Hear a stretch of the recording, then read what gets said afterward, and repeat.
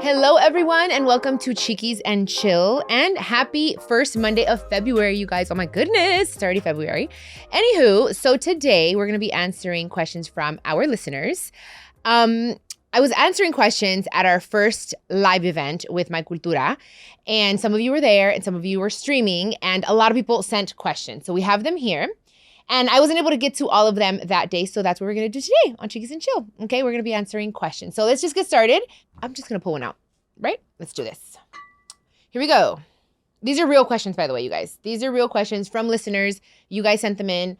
I haven't seen them. You guys know I like to be very I like winging it. So here we go. Here's the first one. Take a little sip. It's coffee, you guys, not anything else, just FYI. All right, this is from Betty. All right, my boyfriend and I have been dating for about 3 years now. I love him so much. He treats me really well and things are really good between us. The only problem is I want to be a mom someday and he says he doesn't want kids. Do you think he'll ever change his mind or should I break my own heart and move on? Oh my gosh, girl. Ooh. This is a tough one because I don't think that you should want to change someone. If that person is for you, you will find a way to make it work. If you feel, Betty, that you can be okay with not having any kids, this is the person that you want for the rest of your life, then, and if he's worth it, you have to weigh it out, then you stay with him. If you feel that I want kids, it doesn't matter who the father is, or I just want kids, and that's what you really want, then yes, you're going to have to let him go. Let him be happy, and you have to find your happiness. It is a deeper conversation. I don't know if he'll ever change his mind. I think that a man never knows if he wants to be a dad until he actually has a child in their hands. This is what I hear. Or sometimes hey, there's guys that are I want kids no matter what. So it's a tough one. I wish I could give you better advice, but I do think that it's a deeper conversation and you really need to ask yourself, is he worth it? Is he the person that I want and I see myself with forever? Things are going great. But if you really want children, then you're going to have to choose yourself. And that's the best advice I can give you, Betty. Oh my goodness, that one's tough. Okay, guys, you guys pray for Betty, okay? Okay, here we go. Next question. All righty. See if it's a spicy one. This is from Mari. You're a singer, songwriter, author, entrepreneur, and God knows what else. Thanks. But you've also mentioned how much you love podcasting. I do. What makes podcasting different, and what is it about it that you love so much? Okay, I love podcasting because I feel that my mission in life is to help others. And this is my way of helping others, of bringing information to you guys, of giving you guys advice. It's a form of therapy for myself. It's not because I love to talk and I love to hear myself talk. No, it's because it's healing for me. And it's healing for me because I'm letting it out. I'm sharing my experiences with you guys. And I feel that everything that I've gone through has made me a wiser person. And if I can help anyone else through my experiences and having a platform like this to have guests or to answer questions, I feel like I'm living my godly purpose. I'm living my mission. It's part of who I am. It's part of what I do. It's my testimony. So that's why I love it. And because even now with the video part of things, before it was I just get to sit in my house and I'm just talking to a microphone, no makeup, hair done now. But I am really enjoying putting on a little bit of makeup, even when I don't have to, but I have to now. And maybe you guys will see me off Fodonga here too. But really, really, what I just told you is the reason why I love podcasting so much. It's such a blessing. And we're on our 3rd season. I'm so excited. I'm so grateful to all of you guys. So thank you for that. So give me another 20 seasons. Okay, you guys? Please. Okay, here we go. Next question. En el nombre sea de Dios. Here we go. All right. Alvaro. Who are some dream guests that you would love to have on your podcast? I love this. Very podcasty questions. I love that. Okay, so who would I like to have on the podcast? Oh my gosh. Honestly, I've had great guests. I can't even complain. I would love to have Carol G. I would like to have a very deep conversation with her about just things. all kinds of things. Being a woman in the industry, her music, just so many things. Who else? Oh my gosh, Michelle Obama. Would love to have Michelle Obama. You guys pray. I would love that. Love to have a conversation with her. Oprah. Hey, there's nothing wrong with dreaming. One day we can make it happen. YG. He's my neighbor and he's my homie, but he's a little selective. So I don't know if he'd come, but I would love to have him on here. I was just thinking about that this morning. I was like, what would I ask him? So many people, but those are the ones that come to mind now. So thank you for the question, Alvaro. Okay, here we go. Ooh, one fell. Eeny, meeny, miny, mo. I think this is the one I should answer. Okay. This is from Vanessa. I think I'm in love with my best friend. Okay. We've been friends for almost 10 years, and I've kept the secret to myself. Part of me thinks that if he ever felt the same way, he would have told me by now. Not sure what I should do. Is there a way to find out if he likes me in the same way without exposing myself? It's a good question. Maybe you should write him a little card and just say, hey, do you like me? Yes or no? Circle 1. No, I'm just kidding. It's tough because I get you. Like, you feel like, especially a man, unless he's very shy, you're going to know him better than I do, obviously. So I don't know if he's a shy person that he's one to wait for he's respectful. He's one to wait for the woman to make the first move. I don't know. One thing I will say is if you think about telling him like, hey, I like you, I have stronger feelings for you, just be okay with him, the relationship and the dynamic of the relationship changing a little bit. Hopefully you guys hopefully he does like you. That's the best outcome. But if he doesn't feel the same way, I hope you're okay with still feeling like, okay, not feeling rejected. Remember, rejection is God's protection. Okay, so if it doesn't, then, you guys both have to be mature enough to say, okay, hey, we're still going to be friends. We're not going to let that get in the way. But you have to really think about that before you say something. If not, then you have to be okay with having him as a friend. But if I were you, my advice is I wouldn't want to live with the what if. I would say, hey, I have strong feelings for you. I love you. I don't want to lose you as a friend, but I like you in a different way. And be ready with whatever answer that may be emotionally, and I wouldn't want to live with the what if. So that's just my personal opinion, Vanessa. So you got to think about that one. Weigh it out. But for sure, I think you guys will be fine. You guys have been friends for 10 years. Even if you guys don't make a relationship out of it, I think you guys can still be friends for another 10, 20 plus years. But I hope he does like you too. I hope it works out.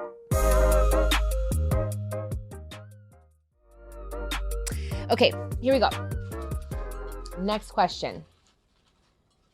The coffee is kicking in. I feel like I'm...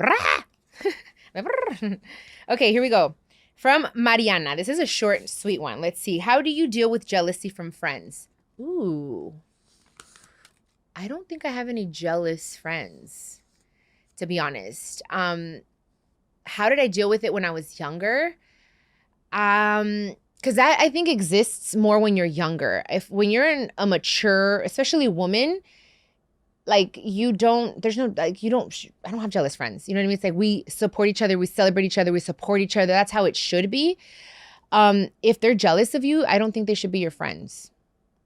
Personally, I think that they should be happy for you.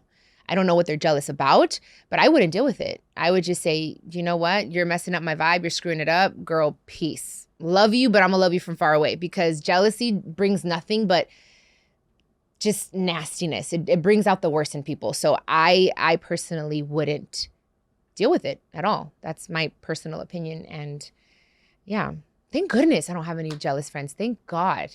Oh my gosh. That's high school stuff. I don't know how old you are, but no jealousy, girls. We have to celebrate each other. We got to lift each other up. Empowerment. Okay. Let's see. Samantha. How cute. What's the best present Emilio has given you? What's the best present you've given him? This is a very cute question. Oh my God, he's given me so many amazing presents, you guys, stuff that I would have never thought of. Obviously, I could say my ring. This is beautiful. And, he asked me to marry him. But I think one of the best gifts that I'll never forget. Oh, there's two. Okay, well, last Christmas, Emilio gave me a frame that says Paloma Blanca. Paloma Blanca is the song that I wrote for my mom. And he named a star, bought a star for me. I don't know how you do that, but you buy a star and you name it. And I have a star up there and the name is Paloma Blanca. So, and he framed it and it was just so cute. And like, you could figure out where it is. I don't know, but I have a star. And I thought that was so cute. It was so like out of the box, something I wasn't expecting. I was just like, what the heck? This is crazy. So that was, I think, the best present. He's given me a lot. Thanks, babe. Okay, and the best present I've given him, myself. Shoot, I give him myself every day. I always say he made the best decision of his life. No, I'm just kidding. We're going to leave it at that because I can't really think of like a good present I've given, but I've given him a lot of gifts. So, yeah. Thank you for your question, by the way. Samantha. Okay. That's cute. That's cute. Okay. And this question comes from Raul. Okay. Hi, Chiquis. You mentioned before that you're a fan of vision boards and that you even created one that had a podcast in it. And now you have a podcast. Yes, I do. Thank the Lord. And a great one. Thank you so much. What's going to be on your vision board for 2024? Here's the thing with that. My vision board is so sacred for me. I'm actually going to get it done like this month because of the Chinese calendar. You guys know I've talked about this before. I am huge. I believe in the Chinese calendar. Anyways, it's very sacred. So I don't like to say what I'm going to put on it per se until I have it up. But I will tell you that I do want to have a very successful, God willing, help me pray, you guys, tour. My new tour. I can't share the name yet, in Mexico especially. So I have that. I want something that's coming and it's big for me and I want it to be sold out. So I'm going to have that on there. And a lot of stuff that have to do with music and maybe even like a pregnancy. That's it. Okay, here we go. Next one. Okay, next question. Reylena. Ooh, this is a pretty name. Okay. If you could give your younger self some words of advice, what would that be and why? What would I tell little Chiquis? I get this question a lot. And I think what I would tell little Chiquis is don't be afraid to speak up. For a long time, I lived with fear of expressing myself, of letting my mom know or people around me, adults around me, what was going on in my little life, and it caused me a lot of pain and turmoil and confusion. And I think if I would have spoken up a lot faster, things would have been a little better, And also being able to say no. Like, no, I don't feel comfortable with that. No, I don't like that. No. No. It's a very strong word. It's a very small, but very strong word. And it's like, no. And I for sure would tell little Chiquis, hey, that doesn't fly with me. I learned that a little later in life. Even now, sometimes it's hard to say no, but it's sometimes, and I've told you guys this before, saying no to yourself and saying yes to someone else is not good. That's being a people pleaser. And I was a people pleaser. I wanted people's approval. I didn't want to disappoint anybody. That's why I would stay quiet. And I'm like, no, if I don't feel peace, if I don't feel comfortable with something, I need to learn to say yes to myself and be okay with saying no to someone else. So even to this day. So that's a bit of advice for everyone. And I hope that resonates because it is something that will prevent you from a lot of pain and a lot of disappointment with yourself. Okay? Thank you for your question, Relina. I like your name, Relina. Very pretty. Hopefully I'm pronouncing it right. Okay. Here we go. Jose, you performed with your sisters recently at Premios Juventud. Are there any plans for you all to do an album together? Would you consider that? It's a very nice question. I loved being on stage with my sisters. For me, it was such a beautiful moment because I'm their older sister. I'm kind of like a mother figure to them. And it was just a lot. But I had to really just contain my composure and just breathe and be strong, not only for myself, but for them. So there was so many emotions. We were singing a song to my mom, for my mom, on a huge stage, like Premios Juventud. And it was a beautiful moment. My sisters, both of them, are super talented. So proud of them. So I would love to do some type of album or at least a song with them, with both of them. Jenica's amazing at harmonizing. She has a beautiful voice. She plays the guitar. Jackie, pues ni se diga, has a beautiful voice. So I don't know. That's a good question and something to definitely consider. Maybe I should put that on my vision board, you guys, for 2024. Maybe that's what I need to do. A song with my sisters. That would be awesome. I know my mom would be so proud. I know for sure she would. So thank you for that little spark that you gave me of an idea, Jose. Okay, so we have another question from Susana. What's the biggest misconception about you? Wow, the biggest, because there are quite a few. The biggest misconception, I could say one, but I'm like, I would probably say, I've heard this a lot, that people think that I'm conceited, that I'm a mamona. And a mamona means that you just think you're better than everyone else, that you're just like, whatever, super like snooty, like, you know. I am not like that at all. And I could say that with confidence. I've gotten that a lot where people are like, oh my God, I thought you were so this, you were that. Like, you're actually really cool. I'm like, yeah, because you probably have let what other people have said, or even sometimes what media wants to paint. Like, that's another advice that I can give you guys is don't judge a book by its cover. Don't judge a person by what you hear about them from someone else. Like, you have to be grown enough to give the person the opportunity to get to know them for who they are. And that's what I tell everyone. Once you sit down with me and you vibe, you're going to feel it. I'm not a lot of those things that people think. I don't know if it's because of how I act in my video sometimes. I'm like, I'm a baddie. I don't know what it is, but you guys, I'm chill. It's Chiquis and Chill. Hello. But yeah, I think that's the biggest misconception. Besides another thing that I just don't want to talk about because it's like, what for? You know, we're in 2024.